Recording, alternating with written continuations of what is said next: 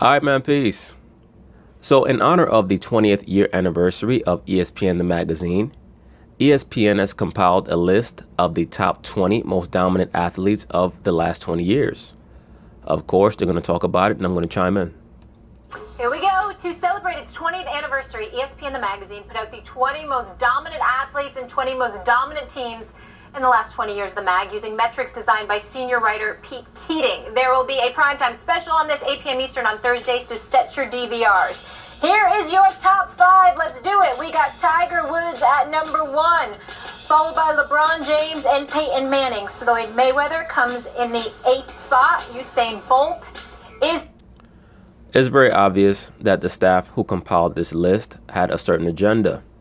Because to be quite frank with you, it's not that difficult to figure out who the most dominant athletes have been, at least in America, in the last 20 years. Floyd Mayweather is number 1. He made the most money, he beat the most champions in his sport, and he's undefeated. How could he not be number 1? Number 2 on my list would be either Michael Phelps or Tom Brady. One of those two is number 2, and then number 3 is one of the other ones. And then everyone after that is pretty debatable.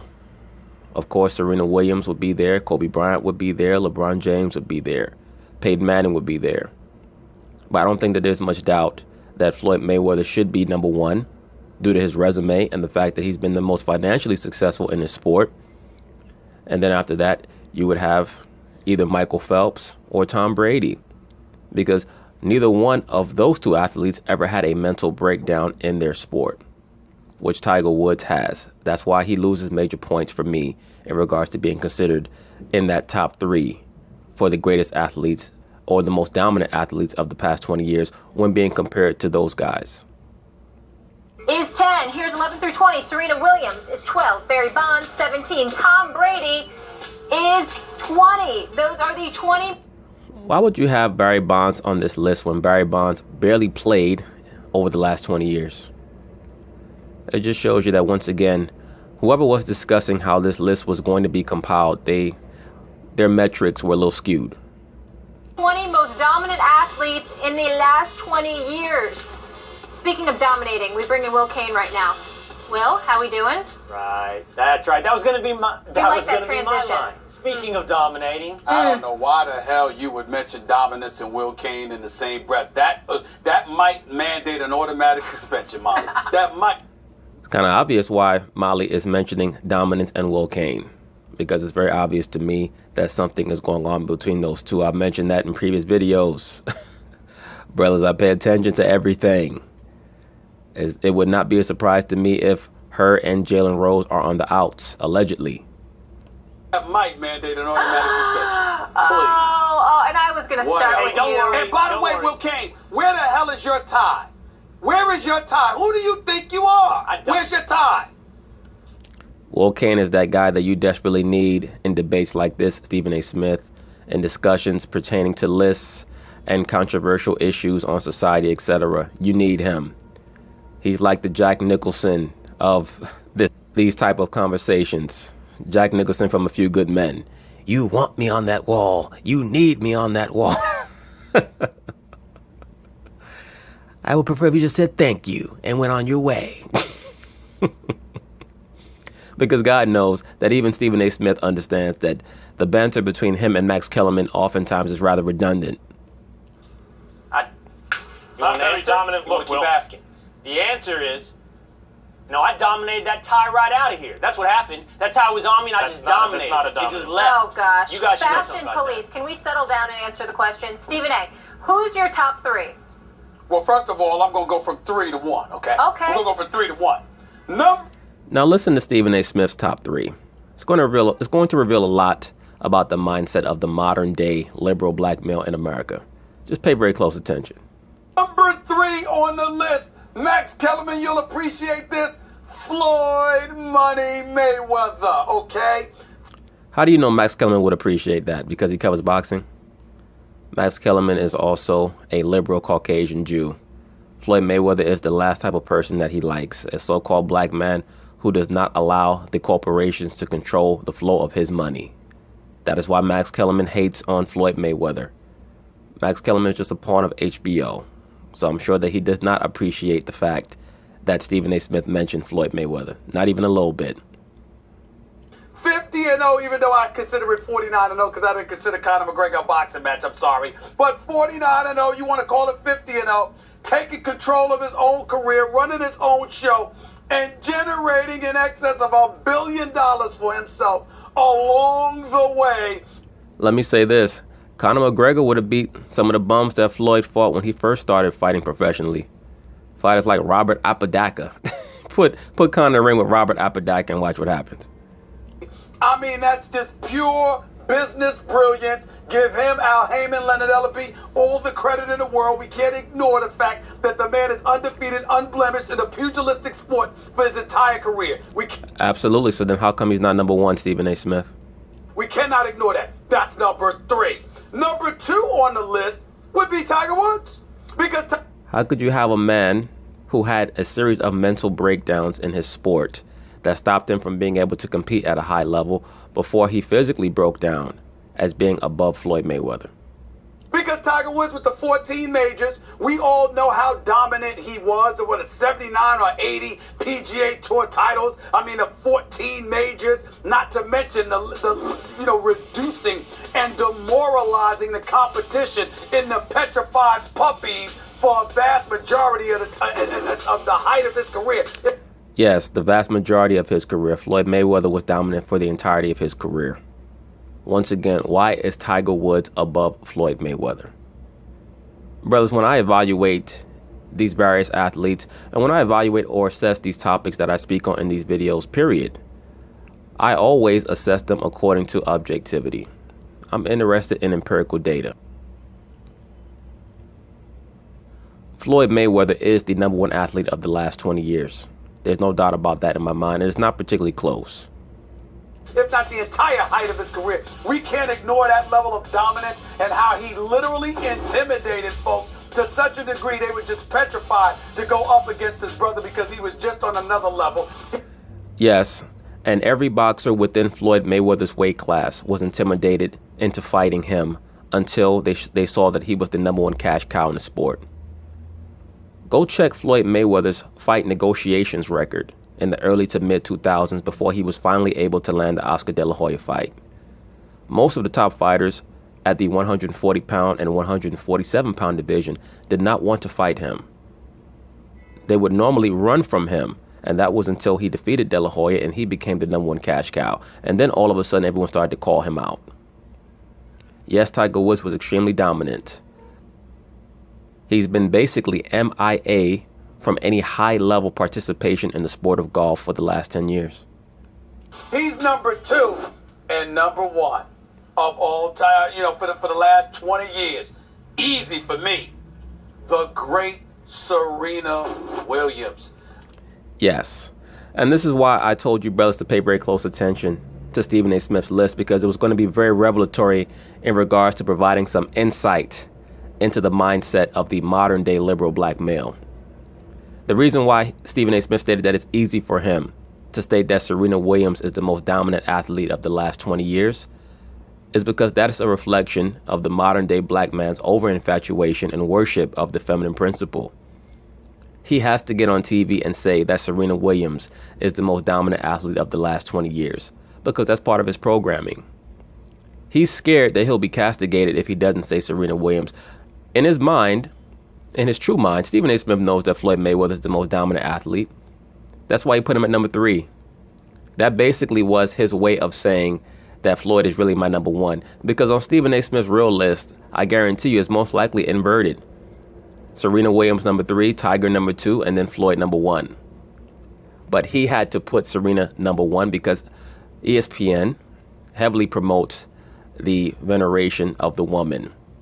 We've seen that in the last few years, or at least the feminine principle. Please keep in mind when I talk about the worship, the veneration of the feminine principle, that's not just the actual woman. That's also going into the exaltation of homosexuality and transgenderism. And that is what ESPN has been very quietly and then very overtly trying to promote over the last 5 to 6 years. But once again, why would you pick Serena Williams as the number 1 most dominant athlete over the past 20 years When you compare her resume versus Floyd Mayweather's resume, it pales in comparison. Floyd Mayweather has beaten more world champions than any boxer in history. He's made more money than any boxer in history. He's never once had to share the spotlight with another athlete that was anywhere near on his level other than Manny Pacquiao, who for the most part was a media darling and a media creation until his light was put out a couple of years ago by Floyd Mayweather. Serena Williams has had peers, and she's truly been the most dominant over the last, I would say, 7 or 8 years as her musculature has grown. I mean, how can it get any better? We're going to mention Margaret Court for the Grand Slam titles singles. She's got 24 all time. Serena has 23. But just look at this resume. So, Stephen A. Smith, you made the point. You made the most relevant point in regards to your assessment of Serena Williams. She does not even have the singles record in her own sport, so how could she be above Floyd Mayweather? Can you explain that, sir? I suspect that you can't explain that because within the inner recesses of your mind, you know what the truth is, sir. And it's just obvious. I mean, of course, you have to give honorable mention to other great athletes, Peyton Manning, LeBron James, Kobe Bryant. Sure, so on and so forth. But to me, over the last 20 years, those three athletes stand out. Floyd Mayweather, Tom Brady, Michael Phelps. And of course, also Usain Bolt. He certainly deserves honorable mention. But those three guys are the top three guys over the past 20 years. Resume: 7 Wimbledon titles, 7 Australian Open titles, 6 U.S. Open titles, 3 French Open titles, and 2 men's bodybuilding titles for Serena Williams, allegedly. And oh, by the way, she didn't stop there. 6 Wimbledon doubles championships, 4 Australian doubles championships, 2-time U.S. Open doubles champion, 2-time French Open champion. This girl has just transcended eras. Her level of dominance cannot be denied. As far as I'm concerned, the last 20 years, there has been no one more dominant on their respective circuit than Serena Williams. I mean, look, young. Did she win a title pregnant? I mean, come on. I mean, we can pull a lot of things out of our hat. There's no man alive that can do that. No man can do that. Okay, the woman won a. That's right, Stephen A. Smith. You make sure that you bow down to that mother goddess. There you go. Make sure that you emasculate yourself. I wonder if he's tucking his penis. They should pan down in that little video box of his and make sure that he's tucking his penis, as all liberal black men must. Won a Grand Slam title pregnant and won a title. There's nothing to talk about. The Serena Williams is #1 without question. Well, don't worry, Stephen A. Smith. They're not going to suspend you again. Everything's okay. Michelle Beadle's not going to have you suspended again. You don't have to be scared anymore. I see I have to bring all the sophistication to this argument right now. Let me explain how this works. It's a sleight of hand. Tiger Woods, not only it's laughable that he's put 1, it's laughable that he's on the list of the top 1,000. Let me tell you what's going on here. People say, you say athlete, you define golf as a sport, now you have a common denominator and you've leveled the playing field. But there's a hierarchy of athleticism. There's a hierarchy of it. And so the best basketball players in the world are all more dominant athletes. They express themselves by dominating athletically more than all of the golfers, because if golf is a sport, it's on one end of the spectrum. What's that? Yeah, Max Kellerman, you're not qualified to redefine the conversation. Your opinions or views about what exactly constitutes a great athlete is not pertinent to what's being spoken about right now. It's already been established that golf is a sport that has been injected into the conversation, so therefore the participants in golf are considered on the list of most dominant athletes. So there's no need for you to go on your spiel about how you don't think that golfers are real athletes. It's already been decided that the greatest golfers are going to be considered as the greatest athletes.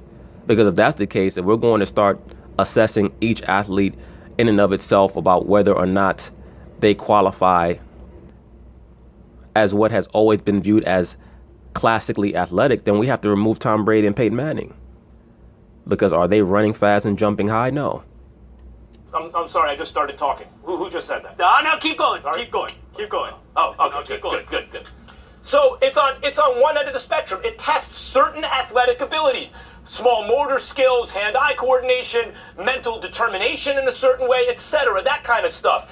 Just like cycling, like if people put Lance Armstrong on a list, it tests physical endurance, how fast you can pedal and for how long, and mental endurance and all that stuff. But so does basketball, and then basketball also tests your strength, your agility, how high you can jump, how fast you can run, how dexterous are you, how quickly you can think, and it tests you against others trying to stop you. There's a hierarchy of sports with basketball on the top and golf or something like that on the bottom. So it's ridiculous to compare golfers to basketball players. Therefore, you have to have a weighted average. And by the way, you have to weigh it in other ways too, Stephen A. Roger Federer, it's tough to argue Serena Williams on the record over Roger Federer. I would argue Serena over Federer because if you are a female athlete, the financial incentive to play tennis, that's number one in terms of income potential. So you would think that with the greatest financial incentive, you would get the greatest female athletes in the world playing tennis. That's not the case for men's tennis. There are plenty of sports and opportunities for men to make a lot of money. And so basketball and football and soccer get most of the best athletes, right? That's why I would have Serena on the list. All that said, LeBron James is clearly and by far number one. He plays the most athletic sport, the most athletically, and is by far the best basketball player in the world for going on a decade now. Number two is Serena Williams. In the most competitive female sport, she totally laps the competition. And number three is not Floyd Mayweather, Stephen A., because when they were at their best and their primes overlapped, Roy Jones Jr. was considered by everyone in the world better than Floyd Mayweather. Now, he started getting knocked out later in his career. Thank you, sir. Now, Thank you, sir. Now, once you acknowledge that Roy Jones Jr., though a phenomenal natural athlete and a great fighter, phenomenal power, speed, reflexes when he was at his peak, but once you acknowledge that he's been knocked out a series of times, he no longer is on the level of a Floyd Mayweather. You already answered your own question, Max Kellerman. Now, Max Kellerman asserts that when Roy was on top and Floyd was on top, Roy was considered the number one pound-for-pound fighter. Well, I would also like to have entered into the official record that Floyd Mayweather Jr. was rendered as Fighter of the Year in 1998, while Roy was at his peak. Beyond that, Roy Jones cannot make a list of the top or most dominant athletes of the past 20 years because his peak actually started before 1998. Now, from 1998 up to about 2003, he was still a great to dominant fighter. But Floyd Mayweather has been dominant from 1998 all the way up to now. So no, you can't have Roy on that list. That's like saying, we're going to throw De La Hoya on that list or Pernell Whitaker on that list. Roy, if you were to have a list of the most dominant athletes from 1990 to 2010, then maybe you could argue for Roy over Floyd. But in regards to this list over the past 20 years, no. And beyond that, Roy has had many substantiated allegations of performance-enhancing drug use, which Floyd Mayweather has not.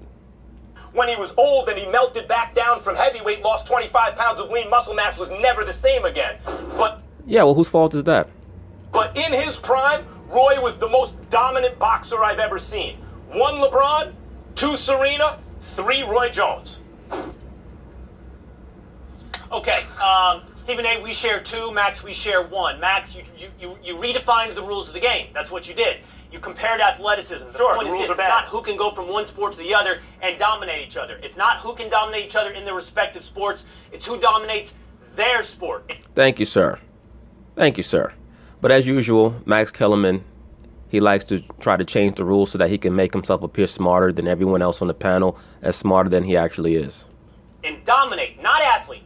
Dominate is the key word. It's not greatest of all time, not greatest over the last 20 years. It's dominate. And for that reason, Roger Federer just missed my list. I would say Roger Federer is the greatest tennis player of all time, but he had to compete against Djokovic and Nadal, who were also great. So it diminished Federer's dominance, but it raises his greatness. So here. And of course, Max Kellerman, being the liberal Caucasian Jew that he is, had to create and concoct some type of weighted evaluation for Serena Williams so that he could put her over Roger Federer, because he understands that in any and all instances, he must put the woman over the man when he's comparing them, so that he does not make himself feel or have to put himself through the guilt trip of maintaining the male dominance over the female principle. That's truly all ESPN has become, just an outlet for liberalism. Well, here's my list. Number 3, first of all, like you, Stephen A., I have Tiger. Golf is a sport. It takes athleticism, maybe not as much as basketball, but Tiger dominated golf for well over a decade. His closest competitor, Phil Mickelson, got about a third of his accomplishments in majors and tour victories. Moving on to number 2, it's egregious, and shame on ESPN, the magazine, for leaving this off. Michael Phelps is the second most dominant athlete over the last 20 years. I agree with that. I would have him either number 2 or number 3. Michael Phelps is either the second or the third most dominant athlete over the past 20 years. I don't know how you include Usain Bolt and not Phelps. I understand the reasoning. It makes no sense. Phelps has 23 gold medals. His contemporaries, the next best, are guys like Ryan Lochte, who has 6. He dominated the entire sport for 2 decades, literally 5 Olympic cycles. 4 of them, he got multiple golds every time he swam. Number 1, and we all agree, is Serena. Serena has dominated women's tennis for not 20 years, but the most of the last 20 years. She has lapped the field. It's been whoever her closest competitors were, whether that was her sister Venus or Maria Sharapova, they weren't even close to what Serena has been. Yes, and the most dominant portion of Serena Williams' career has been predominantly over the past 10 years, where her body has grown even more in muscularity. It is what it is. The key here, guys, is dominance. How much were you above, head, shoulders, everything, your closest competitors? And but those the three quality were of the far above athlete anyone matters that too. came up close to him. The quality of the competition matters too. For example, Babe Ruth out-homered every other American League club in 1927. You know why? League wasn't that good back then. Right, but was it just that the league wasn't that good, or was it that Babe Ruth was just that much better than everybody else? See, a lot of times the arguments that people make are dependent on their perspective. Yes, we know that the major leagues back in the time period of Babe Ruth are not the major leagues today. Back during that time period, they had the best Caucasian players in the United States, mostly east of the Mississippi. In this time period, baseball is filled with the greatest baseball players on the planet Earth. So we know that the best baseball player playing today is better than Babe Ruth. But how much better is the best baseball player today better than a guy who was hitting 60 home runs when you had entire teams that were not hitting 60? What that truly evokes to me is the greatness of Babe Ruth. It just shows you how much he was ahead of his contemporaries. Like they'll oftentimes state that a preeminent athlete was ahead of his time. Babe Ruth arguably was 3 or 4 generations ahead of his time. Not the same accomplishment, at the plate as Barry Bonds, however he did it, And Babe Ruth's grandmother was a black woman, by the way. I believe on his mother's side. He had some so-called black ancestry. And he oftentimes was mocked during games for his so-called black features. Doing what he did when he hit his 73 home runs. So who you're competing against counts. I totally agree with about Michael Phelps. Phelps would be my 4, actually, and then probably Federer my 5. I agree with you there. But who you're competing against does matter. And LeBron James is competing against the best in the world. It's hardly an exaggeration to say everyone on earth who can play in the NBA is playing in the NBA. The same cannot be said for the PGA Tour. Sorry. Well, how would you know that if you're clearly not a fan of golf, Max Kellerman? You're making a lot of presumptions based off of some personal proclivities. And that is why you're not allowed to inject your own parameters in the debate, because all it shows is your biases. That's why the question is, who are the most dominant athletes of the last 2 decades? It's not who are the most athletic dominant athletes of the past 2 decades. And once again, pay attention to the fact that 2 out of the 3 contributors to this segment chose to willfully omit Floyd Mayweather, even though he clearly has the best record of any of the possibilities for this list in any of their sports. I can point to LeBron James's mental breakdowns within his field. I can point to Tiger Woods. When we're talking about a Serena Williams, I can point to the fact that she clearly has a physiological advantage over her opponents for whatever reason. When we're talking about Floyd Mayweather, there's a person who's got in the ring oftentimes with fighters who were bigger than him, and he still was able to come out on top. Beyond that, the way he was able to transcend his sport with his understanding of how to monetize himself. It's nothing against Roy Jones. Roy Jones was most likely a more gifted athlete than Floyd, barely, particularly due to his overwhelming power. Speed, I would say, was about equal, even though some people may disagree. But Floyd was a far better schooled fighter than Roy Jones, which is why he is aged better. And just the fact that Roy has been knocked out so many times over the past 20 years would definitely omit him from any type of consideration as being better than Floyd Mayweather over the past 20 years. I don't think that Max Kellerman quite understands the question, but I think that he's playing a little dumb, because also remember that Roy Jones is his commentary partner on HBO. We going to commercial break. Yeah. Let's take a quick break. Max done messed up. I got him now. I don't know how nobody mentioned that Brady is 20 and Peyton is 3, but we'll get into that. We have more on this when we come back. I agree with you, Molly. I would have Brady in my top 3. I don't know how Peyton is above Tom Brady, but there may be some political issues with that in regards to how Peyton may be just liked more than Tom Brady. I'm going to end my video at this moment here, because in the next segment they don't really say much of anything. But I just wanted brothers to pay very close attention to Stephen A. Smith and the fact that he chose to put Serena Williams at number 1. The fact that he had Floyd Mayweather at number 3 shows me that he knows that Mayweather is truly number 1, but he can't put him there because, as we all know, Floyd Mayweather has some associations with quote-unquote domestic violence. And the liberal black male, particularly the ones on television, are forced to always kowtow and bow down to the image of the mighty black mother goddess, whether it be Serena Williams or Oprah Winfrey or whoever. I guarantee you that any so-called black female on ESPN is going to tell you Serena Williams is the number 1 athlete of the past 20 years without even considering anyone else. Because as I tell you, brothers, incessantly, the liberal black female is more loyal to her gender than she is to her so-called race. Okay? The liberal black male is the converse. He has to show his loyalty to the feminine principle, which usually is just a reverberation, a consequence of a lot of the energy that he was subjected to from his childhood. And also a lot of the overwhelming sentiment that he's forced to endure or deal with or tolerate in these corporate jobs, where he's constantly made to understand that he has to bow down to any and all images of strong women, quote unquote. It's a damn shame. But anyway, on my list over the past 20 years, I'd have Floyd number 1. I'd have either Tom Brady or Michael Phelps number 2, and then I'd have either Tom Brady or Michael Phelps number 3. I would have to very meticulously go through each one of those two's careers to figure out who I would have at number 2. Most likely Phelps, and then number 3 Brady. But anyway, peace.